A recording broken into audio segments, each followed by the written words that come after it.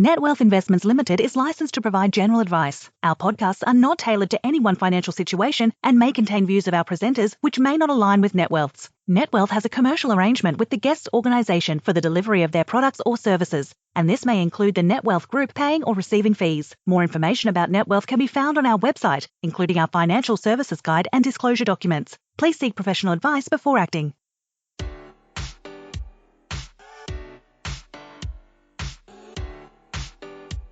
Hi, I'm Matt Heiner, Joint Managing Director of Net Wealth, and welcome to Between Meetings. In this podcast series, I chat to industry professionals and thought leaders on what made their careers successful and the opportunities and challenges they see on a wide range of topics as they relate to the delivery of advice and financial services. I hope you enjoy their unique insights.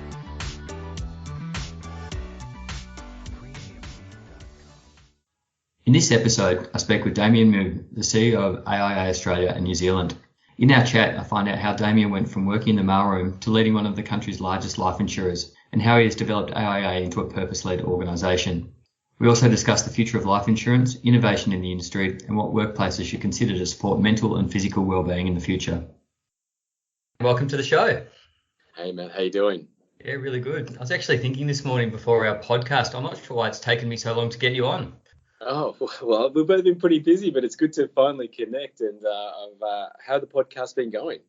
Yeah, they've been going really well, actually. I was getting some stats from my colleague the other day, and last quarter we had 5,000. So it's great to have a growing audience, and it's guests like you that come on the show that keep it growing. So thanks again for coming on. No, well done for doing them. I think it's really important right now in the time we are that, we're all connecting and sharing and learning from one another, whatever we can. So, well done for doing the podcast. Thank you very much. Now, Damien, we've known each other for a long time. I was trying to work it out. I think it's probably getting close. It's definitely 15 years, maybe longer, both when we were back BDMing in Victoria.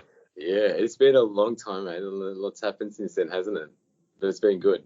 It's been great. It has been good. And as you know, I'm often very thankful because you convinced the AIA board all those years ago to take a bet on us and to set up our first group policy. Oh, mate, well, you had the vision and, it was clear that there was going to be you had a successful, strategy and purpose of what you were going to do. And we just wanted to get on board. We thought it was the right way. And I'm glad we were, mate. It's been congratulations on all the success you've had. I appreciate that. So let's maybe do a bit of a deep dive into your career because it's been a really interesting one. Like I said, you started off back in the day BDMing. How did you go from doing that to what you're doing now as CEO of, I think, the second or the largest life company in Australia? Well, I think we're second. I think Tal's got that on, but across ANZ we're doing all right. But look, for me, interesting. I think I actually go back and I was thinking about where did it all start. And, I was my first job was in the mailroom at Colonial. We actually now own Colonial Mutual, right? It's quite funny. They should have just kept me in a job there. But I started in the admin team logging in the mail. And I actually absolutely was thinking about how much I love that job because it was really just about getting in and making sure that we could log the mail into the system as quickly as possible. So if a customer called, we could respond to their query because that's how it was done. There's no scanning or anything like that. And I used to get in and I'd want to get the mail done as quickly as I could so that it gave me extra hours to be able to then learn other things in the team. And it was just really right at the start there was that sense of being part of a team working towards a common goal. I just really felt like, what we were doing as a team to get the claims paid or deal with the customer inquiries was just so critical. And so I think back then it was really establishing my joy in being able to be part of a team, work hard and be part of a team who was achieving something. And I just sort of went through working through in different opportunities through Colonial and then out in insurance and claims at Super Partners. And then as you know, I started in operations. So it was really operations was my thing. And was the manager of the Colonial Master Fund, new business and admin. And then being a good old Victorian boy who loved his football, when CBA bought CMLA, it went across to Sydney, and I went across and transitioned the business for 6 months, and then wanted to get back and make sure I didn't miss out on the footy, and sort of went from there. But then my real first job into sort of the distribution side after was to, I sort of looked at my career and said, hey, I've done a lot on the ops side and relationship side, but haven't really been in a true distribution role. That's when the opportunity at AA came up and moved across, and that really helped me to get a deeper understanding from the end-to-end dynamics of the business, the front of the business, right through to the important elements of the operations to deliver. And again, Matt, it was just the really, I guess, at the core of it was being able to think about how we could develop a plan that, or actually a goal and a dream really for the business, and harness a group of people to get on the same page to try and deliver that. And that's really how I sort of fell into the CEO role, right? Just, I think people always get fixated with where am I going in the future, and I always say my best bit of advice for people is, have one eye to the future. Great, it's good to have that, but just focus on doing the best you can at what you're doing right now, and that's the first part to get in the next role. And I think it's a really interesting point, but you have had a remarkable career in running a very large business now that's been through many ups and downs and continues to go through many ups and downs. And from a staffing perspective, you've doubled in the last couple of years. You must have developed your leadership skills or passion along the way. Were there people that you looked up to or that mentored you through that process? Yeah, absolutely, man. I think it's happening all the time. So, leadership for me is a privilege and a responsibility. It's not an authority. It's not a position. It's not it's something that it's about having impact, and you want to have positive impact. And so as I've shared many times, my mentoring for leadership started all the way when I was born. When my grandmother, who was my hero, migrated out to Australia to give us a better life, and I was born in this wonderful, blessed country, and looking at how she was an amazing leader that said little but worked hard and did everything for the family. Then you move along, and I see my dad, who did a cleaning job in the morning, worked as an accountant during the day, and studied at night, and you sort of see how you get all these things. And then I've had some phenomenal mentors along the way, whether it's board members, group executives in the region, friends here and learning from just other colleagues in the industry or in sport. They're everywhere. But yes, I have definitely been fortunate to have a lot of good people around me. Well, one of the things I've noticed from afar is that you've managed to really instill a sense of purpose in the business over the last few years, and you've really changed, I guess, the culture of the business from being sort of a traditional life company to really sort of health and wellness company with a real focus on helping people be better.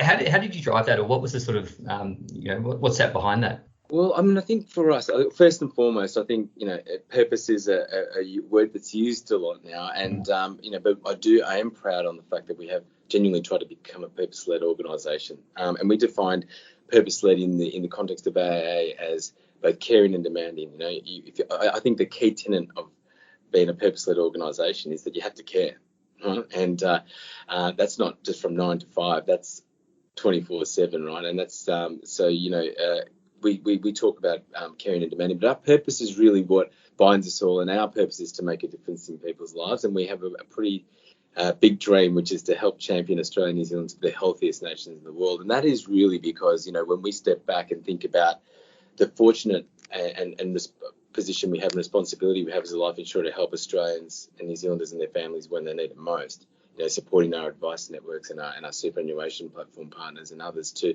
really help Australians and their families when they need it most. What we recognise is just how much we all value our health. And, I'm a big believer in, as again, going back to reflecting on life. And for 2 generations, you saw how purpose was really helped keep a whole nation focused. And the dream was to own your own home. And, it helped governments set agenda. It helped people understand, that there was something bigger we were all working collectively towards. And, people would, everyone sort of had a purpose in terms of, go and work and do my job for 15 years, whatever, but it was towards that common purpose, towards a purpose. And then when you think about it, I think, that dream has evolved, and that's because of things like intergenerational wealth, globalization, et cetera. We still want to own our own home. Don't get me wrong, that's a massive goal. But the dream underlying it is really a healthier, longer, better life in this blessed country of ours. That's why we want to own a home here. And so for us, it was really about recognizing that we could have a significant and profound impact by championing this dream, by not only being there to protect people when something goes wrong or help them get back to work and recover, but how could we get upstream to really help them make the small changes to leading a healthier, longer, better life. And that really came about, Matt, with the introduction and to Vitality, our wellbeing program, where we got to understand, was eye-opening for me, behavioural insight to behavioural economics, and that if we could marry the behavioural and the financial economics together, you had a really powerful combination. Think of it like head and heart, or the sort of the what and the why, coming together. And that was really about a missing element for us, which was how do we bring behavioural economics into what we do, and how do we understand that, that there are, in Australia, when you look at the Oxford Health Alliance model, there are 4 lifestyle behaviours that lead to 4 of the non-communicable diseases that cause 90% of deaths in Australia. And globally, that's around 70%. Now, the reason it's higher in Australia and similar in New Zealand is because it is lifestyle choice. So if we, as opposed to things like, not having immunisation, clean water, education, healthcare systems, etc. So we've actually got a real chance. This is in our control. But the fantastic insight is that it isn't about big things. This is not about having to go out and run a marathon or go on some crazy fat diet. This is about taking just little steps along the way to, maybe walk a little bit more, sleep a little bit more, meditate, like things that we can all do, and just eat a bit more of a balanced sort of diet. And those small steps, just like it's like we think about it in financial terms,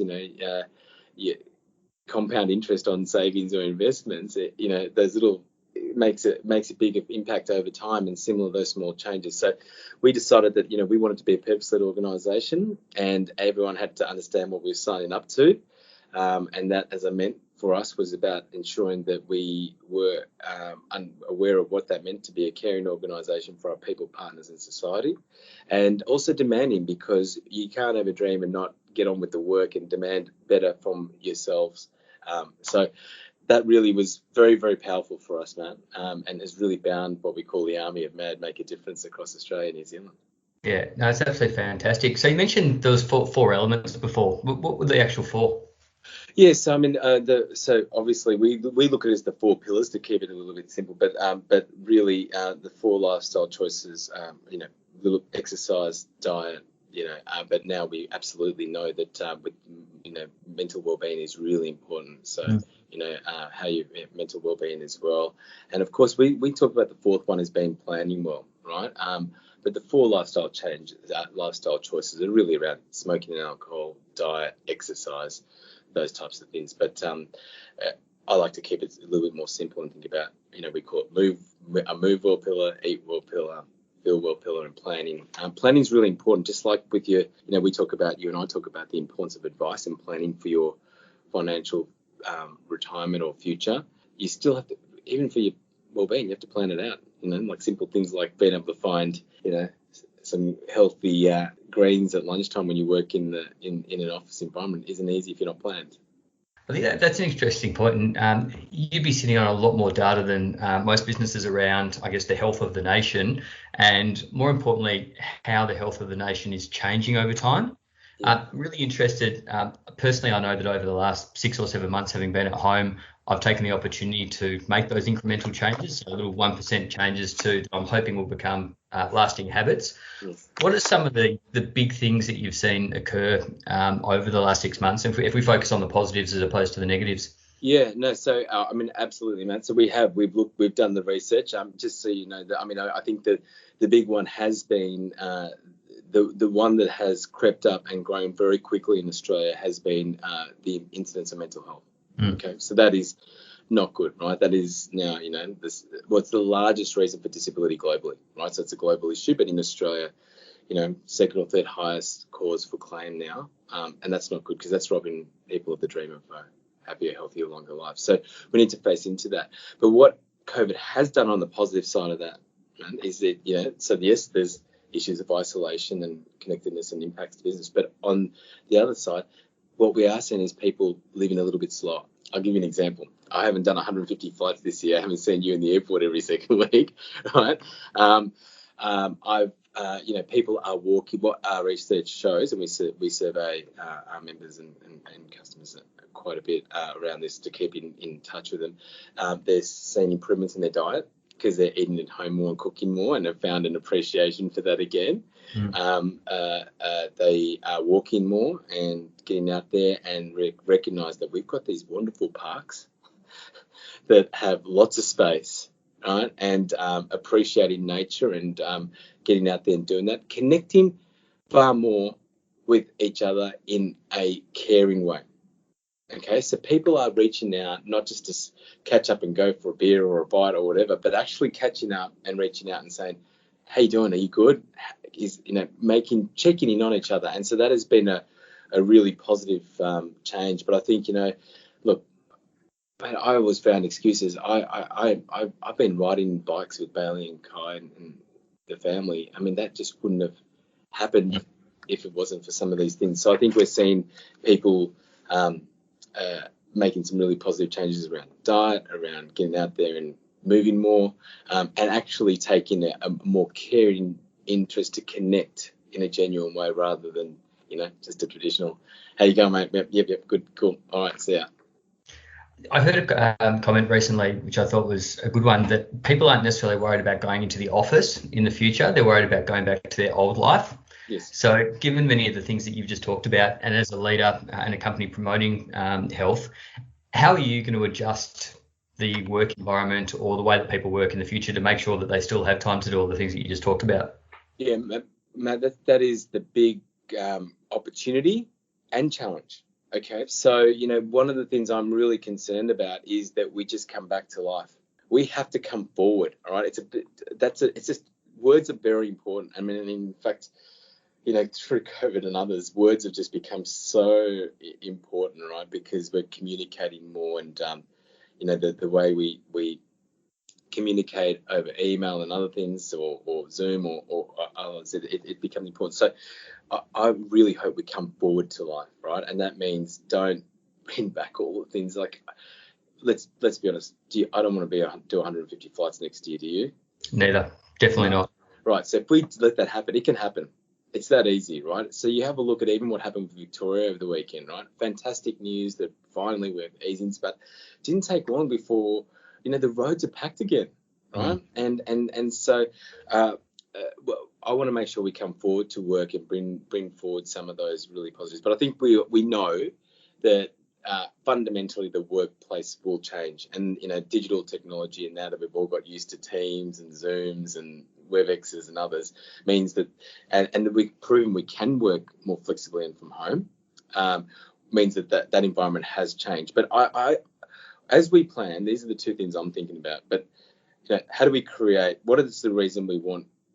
What is the use of the office? And the office is really about connectivity, creativity, and performance, right? How do you keep that connectivity going? How do you get the collaboration and the creativity going that you can't always do on the screen? And how do we make sure we've been productive in performing? So that's what we want to create our office environments to do. But I caution anyone who is running to say that this is the new normal. Let's start planning. Let's get rid of this. Let's do that. I don't think we don't know what we don't know yet, right? So we've got to be careful not to get on like we do in many instances in life, sort of the fast train. My view personally is, what I'm saying to our teams, and we'll announce later, is that we're going to do 2 sprints, okay? And that's because, again, very early on, Matt, what I wanted to do was, within 2 weeks of COVID happening, I wanted to come out with what we call our Survive, Revive, Thrive plan, which was connecting to the mood, not just the business thing. And that was just 3 simple things. Our first objective was our staff well-being, safety, and productivity, so that we could, secondly, make sure the business continues and we could support our customers and Australians and partners and New Zealanders when they needed it most, because we play a really important role. And the third one was then sort of reimagining the future and how we would need to pivot or change or adapt the business. And that's still a work in progress. And, you go through Survive and get to Revive. And I said to the team, we've got to feel really comfortable in this spot, because it's going to be a while before we thrive here, because we don't know what's coming.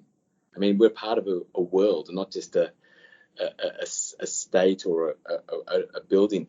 But so the two sprints, and you will appreciate this. I really just said, well, agile ways of working are here, right? And so why wouldn't we do the same and give our team some certainty? So, from the end of Jan, when everyone comes back, we're going to have a sprint for 90 days where on average, people will be in the office 2 or 3 days a week. We haven't decided. And we're going to trial that. And here's the 5 things that we have to do. The 5 things that come with that. One, everyone has to log on and click a mood meter and log off. There's not going to be meetings Friday afternoon. Simple little things, 4 or 5 things, and some meeting protocols. And of course, not everyone's going to be in the office on the same day because of capacity loads. But we're going to trial that. We're going to get the learnings, and then we're going to do one more sprint. And by then, hopefully, we've got a lot more certainty around what's happening with COVID, but also have got real data points rather than assuming, right? Because I'll give you a good example. In NZ, our team, only 10% came back to the office after level 1 in the first couple of weeks, 15, 20%. And now, like literally 4 months later, we're up to 65% want to be in the office. Mm. So, not full time, but, have that. So I think, that's I'm really excited. We must retain flexibility. Even before COVID, we had our quarterly recharge days, which everyone had a day off to do whatever. Also, because life happens. But moving forward, I think what a fantastic opportunity that if we can at least say, people will have the opportunity to work at least 2 or 3 days from home and plan their life around it and have that flexibility. I think that it's also pretty convenient being able to test it overseas in New Zealand first to see what the reaction is there. So when you say 65% were back in the office, is that 65% back for a couple of days a week, or what was the typical sort of work pattern? Yeah, I mean, there's a small group that are there full time, and that's fine. Like you got to be, but when I say up to 65%, 70% at times have come back to the office. It's on a more hybrid basis. But I think what it's showing is that we shouldn't assume just from the first month that no one wants to come back to the office. There is a real a novelties wear off quickly. I've found, just sharing personally, I've found, we've been able to do 80% of, I've been able to function probably at 70% capacity. I've been working 200% and 24/7 with the Zooms and the others, but I'm at about 70% capacity. There's just some things you just can't do as effectively without getting people together. Like, I know that Teams can connect everyone and Zoom can connect everyone, but sometimes you just need a whiteboard and some people around. And that's not to say you can't do that digitally, but in the same room, bouncing off each other, getting things done and closed without having to do, okay, well, hey, I just updated Matt. Oh, no, I just had this conversation, but I can't just go around the corner. I've got to now book a meeting with X and Y and whatever. Definitely interesting times. We could talk about this for a long time, but I'm conscious we've got a limited time together. As a Hawthorn tragic, I've noticed in the news recently that now is it the health and wellness sponsor for a number of the football clubs, starting with Hawthorn? Yeah, so one of the things also with in this latest environment is just recognising just how important our sporting community is in terms of keeping people connected, engaged, and just how much they missed it. So even though it wasn't the usual season, people looked forward to any bits of the AFL, NRL, and the AFLW. Make sure when we do, people know we're working with the AFL. I always say don't forget the W because it's easy to people to assume that. It's and similar with netball and others. So what we are looking to do is support our because as I mentioned, if we want to champion Australia and New Zealand to be the healthiest nation, then being active and getting out there and doing activities is really important. But what we find is so many Australians and their families love their clubs. Not just AFL clubs. I'm talking about whatever clubs that they're. That's where they spend their time. So this was really about working with the clubs who have, in this instance, we've started with some of the AFL clubs, North Melbourne, Hawthorn and Essendon. There'll be some more coming out. And then across netball and others where, we want to get out there and help the clubs who have Australians there every day, part of their community, work together to help them learn more about their life, health and wellbeing. So we're their life, health and wellbeing partners. And of course, that is looking at how we can help them working together with the club, a shared value opportunity for the club, the members and their families, and us to champion the cause. Before we bring you the second part of this chat, a little bit about who we are. Celebrating over 20 years, NetWealth is an ASX-listed company that has rated number one for overall platform functionality and user satisfaction by Investment Trends for the past 5 years. As the financial advice landscape changes, it's important to embrace new technology to enhance the way you run your business.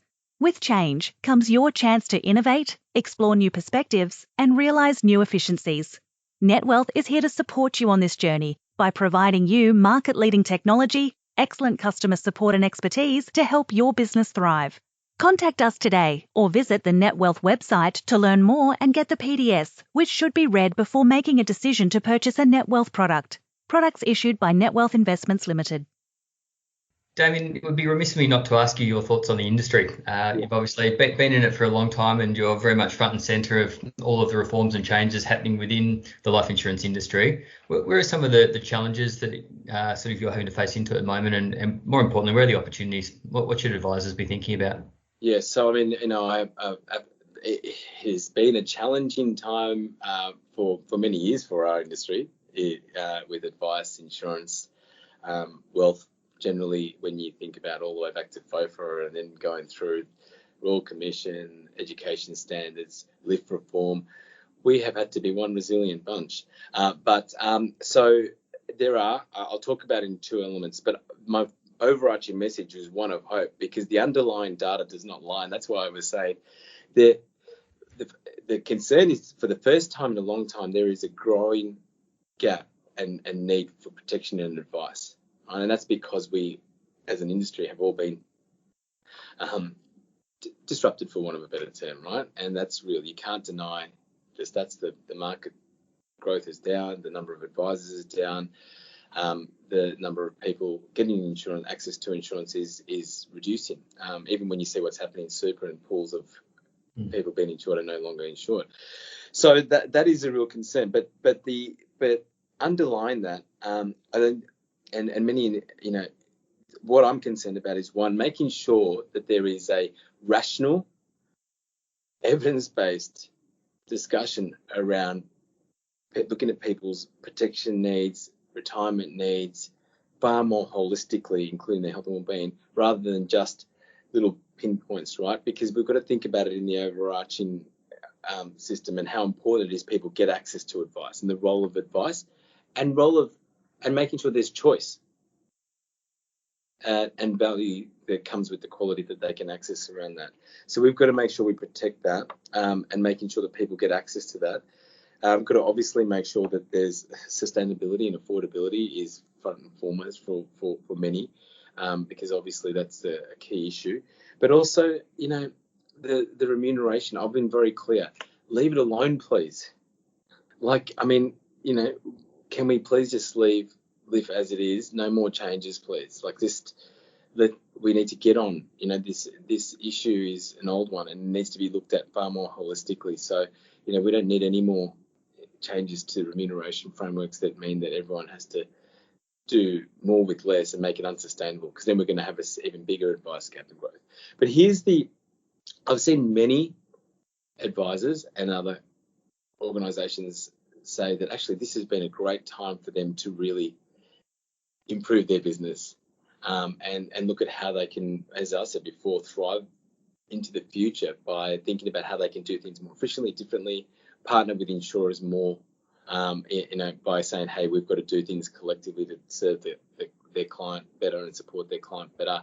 So there's a lot of innovation coming through, Matt, on digital and other things, which is fantastic. And NetWealth and yourself are innovators right at the forefront of all that. So, I think others are sort of trying to catch up now and look at how we need to do that. But the underlying, what we've got to do is look at the macro opportunity, which is what we should all be focused on.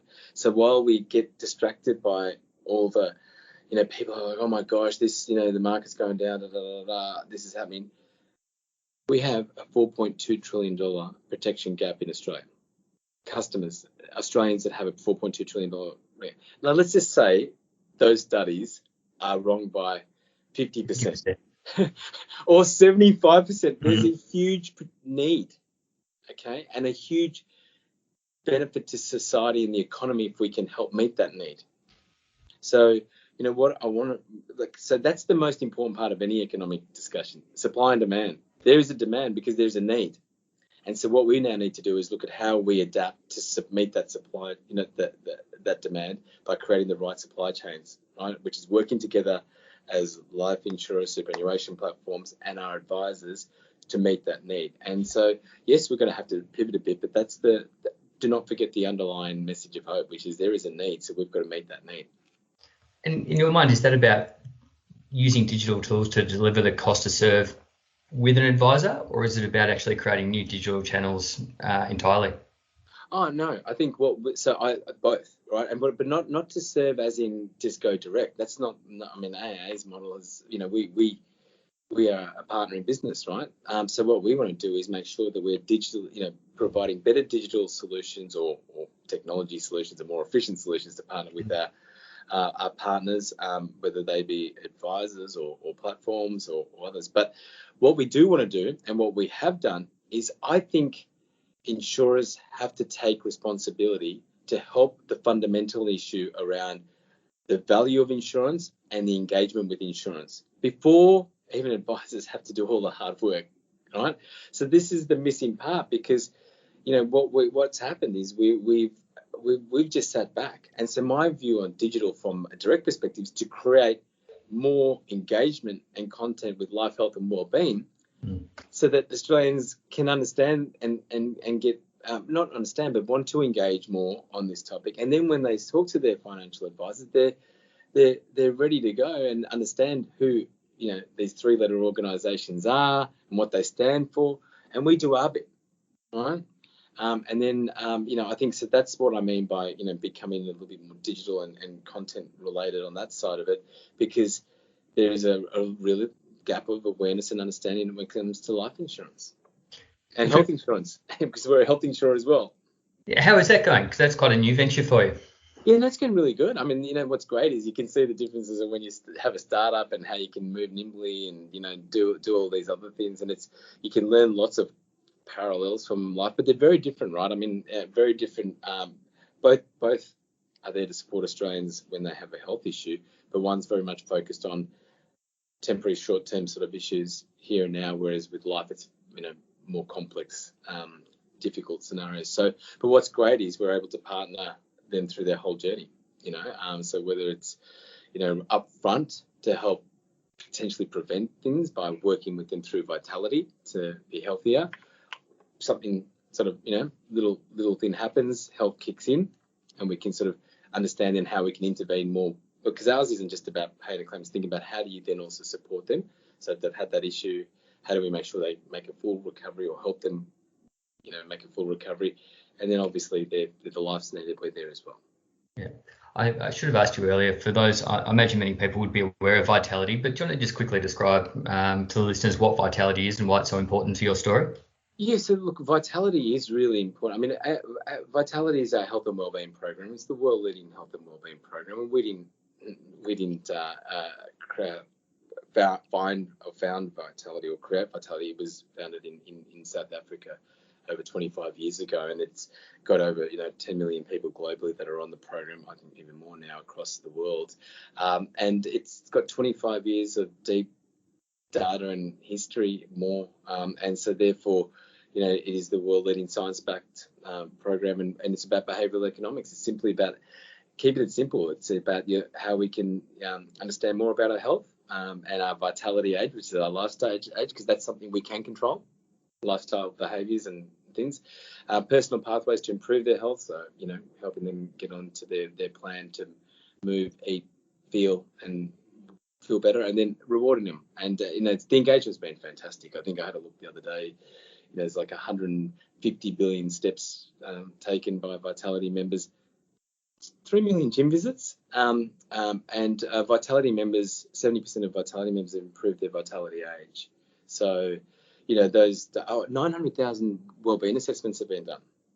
So Amazing. people are, yeah, but this is not for underwriting. This is just for people to learn about their health. 50% did the mental health wellbeing assessment. So, people want to know about their health and wellbeing, and we see that from our content. Our One Life content reaches around 14 million people,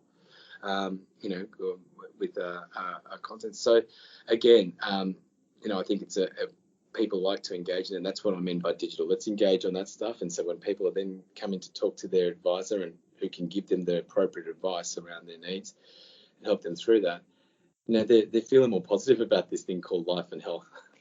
Yeah, and it completely changes the conversation. And I certainly know, and thank you to you and the team, our staff have been really engaged with Vitality over the last 6 months. We've seen lots of people downloading the meditation app. Yes. A lot of people we're all doing, many of us doing virtual PT and getting points for that. And whilst they can't necessarily claim them for cheaper flights at the moment, there's a range of other things that they're getting the benefit of. Yeah, and Matt, you would have said, isn't it great how we can now, this is a great example of digital, right? We just wouldn't have been able to help each other, right? Like, with the virtual PTs or the workouts with our ambassadors or whatever, or the podcast that you're doing to get out there and support and connect with people. And it's just fantastic to be able to, these are some of the good things we've been able to do. And now it makes it more accessible for everyone. So guess what? Even if you're in regional parts of Australia and you can't get to a certain location, you can still join in. We've done virtual Mother's Day classics and all sorts of stuff. Damien, we're going to run out of time shortly, which is a pity, but you've achieved a hell of a lot over the last many years. What's next? Oh, mate. I look, for whatever I know you don't like to stop, so. Yeah. Look, we look. I to be honest, Matt, it's I just am focused on championing this dream right now. I'm really blessed to have an awesome, team here at AIA and be part of the AIA group, but also have great partners like yourself and others that we're all working towards a sort of an outcome to help Australia be the best it can be. But in terms of next, honestly, who knows?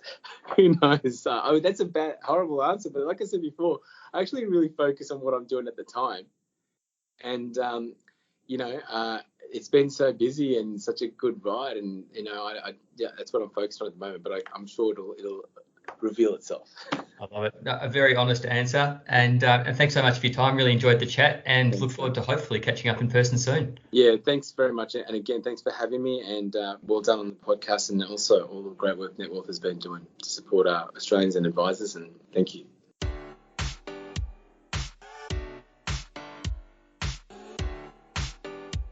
Thanks for listening to this episode of Between Meetings.